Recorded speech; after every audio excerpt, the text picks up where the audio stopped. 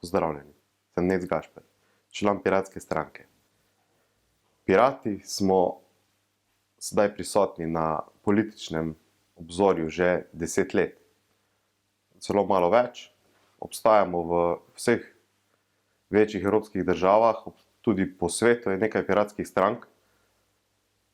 Predvsem, kaj je bistvo piratskih strank, je, da se zavzemamo za bolj moderno državo in boljšo demokracijo.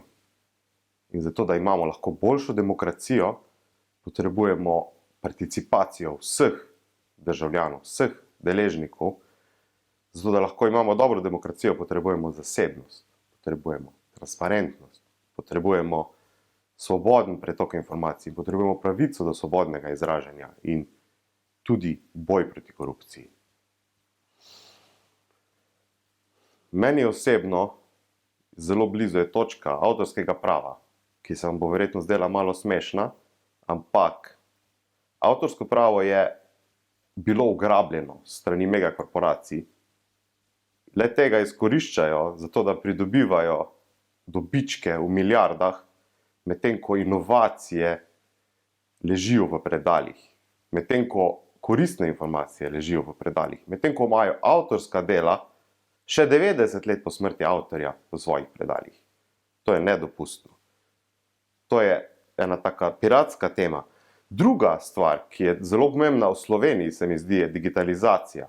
Slovenija je bila 20 let nazaj na zelo dobri poti glede digitalizacije, ampak se je ukinilo Ministrstvo za informacijsko družbo in digitalizacija je nazadovala.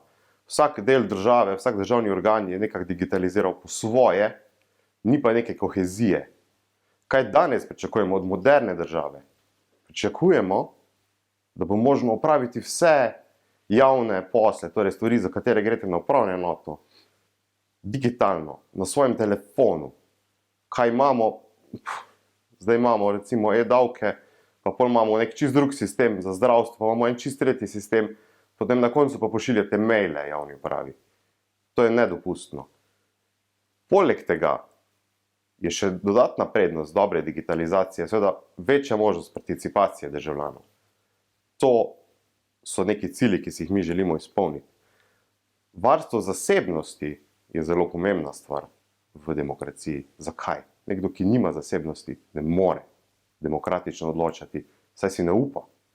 Če vsi vedo, kje sem, kaj sem, če vsi vedo, kaj si mislim, to so podatki, ki jih imajo danes megakorporacije, je težko demokratično odločiti, če samodržec lokalni ve preveč o vas, si mogoče ne boste upali glasovati proti njemu.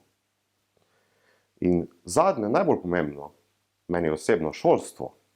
Šolstvo je v zadnjem desetletju je bilo sicer reformirano, ampak je bilo reformirano v čisto napačno smer. Šolstvo bi moralo poskrbeti za boljšo prihodnost. Šolstvo bi moralo učiti naše otroke, kako delovati v moderni demokratični, moderni digitalni družbi. Ampak šolstvo še vedno, kot pred 100 leti, šolstvo še vedno uči, pifla, deli ocene. Šolstvo bi moralo pa spodbujati raziskovanje, moralo bi nam pokazati, kako sodelovati v digitalni državi, kako poiskati zrnje v plevelu.